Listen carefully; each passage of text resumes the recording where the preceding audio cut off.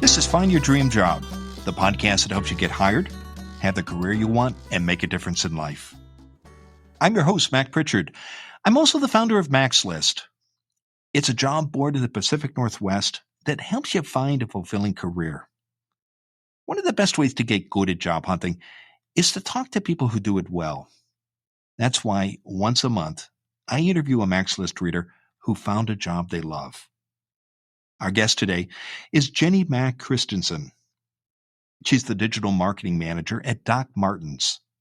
It's an iconic footwear and clothing brand that sells to consumers in more than 60 countries.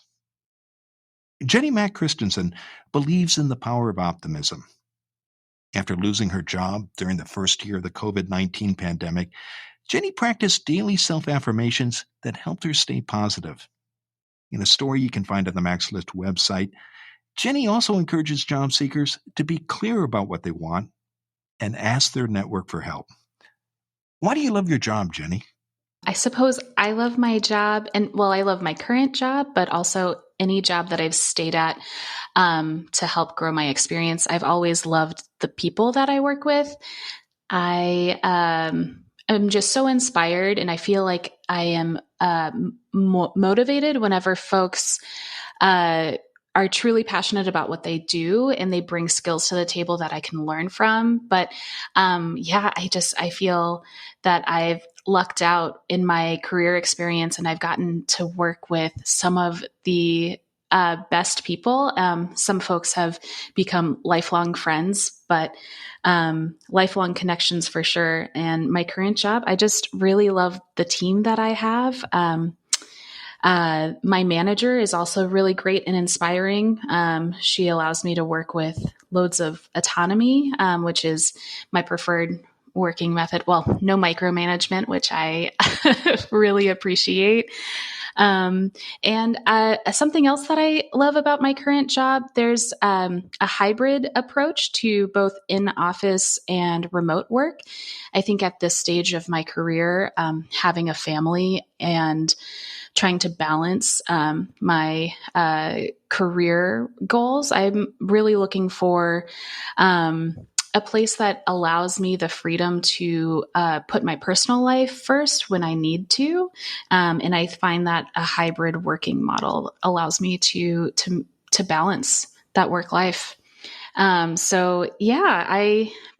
really do appreciate all of the people that I work with. And I think that the work-life balance stems from having just such a great team at Doc Martens. Let's talk about your job search, Jenny.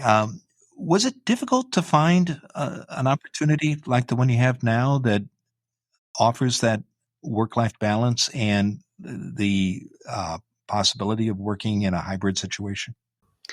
I think that the timing was on my side since I was looking for a new role during the pandemic, and lots of companies were still working from a remote first environment. But I just knew that was a priority for me. So I didn't really consider in-office positions. And when interviewing, I made sure to ask, quite frankly, like what those expectations look like. And I have a feeling that this may have been a more difficult approach pre-pandemic, whenever this wasn't as widespread of a benefit that jobs offered. But now that it's a little bit more standard, I wasn't intimidated to even, ask the question and get clarity on what those in-office expectations were. But yes, that was an important part in my job search. Like a lot of people, you lost your last position during the pandemic. It happened to many. How did you handle this loss, Jenny, and stay positive during your search? I really looked at this as an opportunity, and I took a step back to determine if marketing was still what I wanted to pursue, or if I wanted to trial another career path. So I took the opportunity to ask myself some pretty deep questions that allowed for me to just get honest about what my goals were, where I wanted to wind up. And that led me on two different paths as far as my job search goes. But I wound up with a pretty definitive decision that I really do enjoy the marketing path that I created for myself, and I wanted to double down on it. So, but overall, I may have been questioning whether or not marketing was for me. I think that I was experiencing some burnout in a couple of previous positions. And if I didn't have this opportunity to have a fair amount of time to look for a new job, I'm not sure. I may still be questioning whether or not this career path was for me. So overall, a really great opportunity. However, it was hard to stay positive sometimes because I really didn't know where I was going to wind up and when I would get a job offer that I couldn't say no to. And the not knowing was pretty difficult sometimes, but I did try to stay optimistic. And that's where those affirmations kind of helped my job search. So I really wanted to make sure that I believed in the value that I bring to any teams. So I could continue believing in myself and that I am worth a really good job, and that's what I was going to find at the end of this. You mentioned exploring two different career paths, and in your article for us, Jenny, you also talked about the importance of having clarity about what you wanted to do. So one of the paths you explored was marketing. What was the other one? And what did you do during your search that helped you decide that indeed you would continue to work in marketing? Yeah.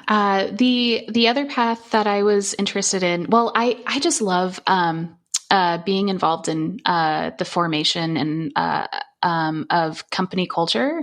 And so it was HR related. I'm pretty passionate about employee engagement, and I just believe that when investing in your employees, they are going to then in turn invest back into the company.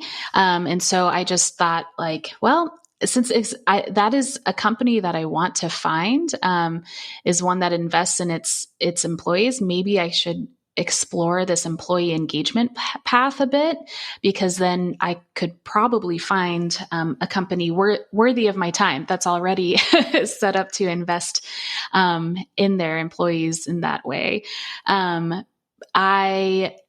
In order to better understand if this was a fit for me, I identified different brands and companies that seemingly had good employee engagement and not a lot of high turnover.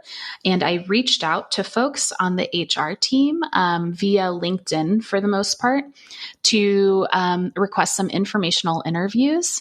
And that's how I just started getting more information on what that field actually looks like, how my marketing skills might actually cross over, and how I could then format my resumes and cover letters so that I could start applying to various employee engagement related positions. But I was actually interviewing for both types of positions, and what drew me back to marketing, or what I was feeling pretty positive about my marketing path, was being able to speak about. I had the experience that created a sense of confidence in all of the conversations I was having, and I think that I what I learned about myself is that I wanted to have more of I didn't want to restart my career. I guess I wanted to make sure the next job I had was a higher level with higher pay, and marketing was a really great way for me to just kind of double down on that career path and move forward in that. But through the interview process, I grew even more confident in what I did know and the experience I was bringing to the table. And I think that just the confidence is what, just reinforced my love for marketing and my reason for sticking it out. It's interesting that exploring that alternate path, it sounds like Jenny informed your ultimate decision and gave you even more confidence that came through in those interviews and helped you secure the position you have today. Am I reading that right? Yeah, I believe so. There was just an ease about the marketing related interviews that I had. And I think that's also why I was offered the position at Dr. Martin's, and I then found out it was also because I was a great fit for the team, which is awesome because I do value working with like-minded people, and since people are so motivating to my career path and wanting to do well in my job, I think that was a really great fit. But yeah, I think my confidence was super helpful, and it did stem from real experience. I am also not afraid to let people know when I don't know something, and I'm not afraid to ask questions. I think I'd rather be a little more forthright about the areas where I would need to grow a bit, so that ultimately I know if I am a right fit for a position. I wouldn't want to lead anybody on about what I don't know. But yeah, I think confidence was super helpful in the interview process for my marketing related job interviews. You've talked a lot about how networking helped you explore that idea of perhaps working in employee engagement and as well as landing the marketing job you have today. How else did networking help you during your job search, Jenny? Yeah, thankfully I, at least through LinkedIn, was able to see if I had any connections that were connected to any other folks that one wanted an informational interview from, or if I was applying for a job, I could see if I knew anybody who knew somebody who worked for the brand or the team that I was applying for. And that greatly helped me, at least with the Dr. Martin's position.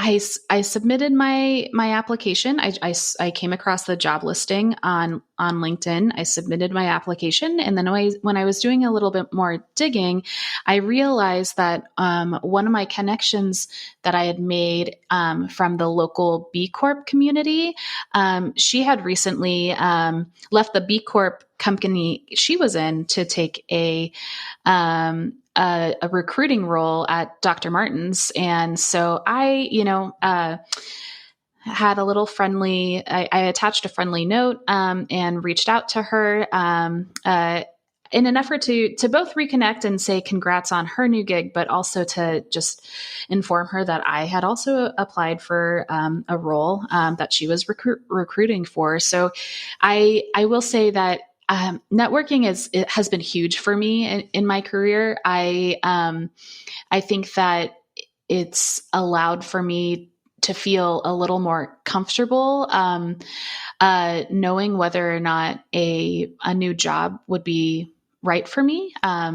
namely because I can ask some honest questions that maybe I wouldn't ask the hiring manager about to folks in my network that I already had a previous relationship established. So that was super helpful with the Dr. Martin's interview. Actually, the recruiter who I was connected with previously, she was my first interview, and she was, which made the whole process for Dr. Martin's feel super relaxing for me, which I know not many people can say they are relaxed during a job interview process, but that's the way it worked out for me, at least. Well, terrific. Well, finally, Jenny, what's your number one job hunting tip? My number one tip, honestly, just don't be afraid to reach out to folks at your dream company or dream brand, and with a job title or a description that you're either interested in or wanting to learn more from. I think that informational interviews is a really great stepping stone in networking and creating contacts that exist outside of the existing network that you have. So don't be afraid to knock on doors and ask questions. You never know where that connection may lead you. Well, thank you for sharing your story, Jenny. To learn more about Jenny Mack-Christensen's job search, visit maxlist.org/stories. And check out the Max List website for dozens of other success stories. On the second Friday of every month, we add a new interview with a Max List reader who's found a dream job. Again, go to maxlist.org/stories. In the meantime, thank you for listening to today's bonus episode of Find Your Dream Job. This show is produced by Max List. Susan Thornton Huff schedules our guests and writes our newsletter. Lisa Kislenberry Anderson manages our social media. Our sound engineer is Matt Fiorillo. Ryan Morrison at Podfly Productions edits the show. Dawn Mole creates our transcripts, and our music is by Freddie Trujillo. This is Mac Pritchard. See you next week.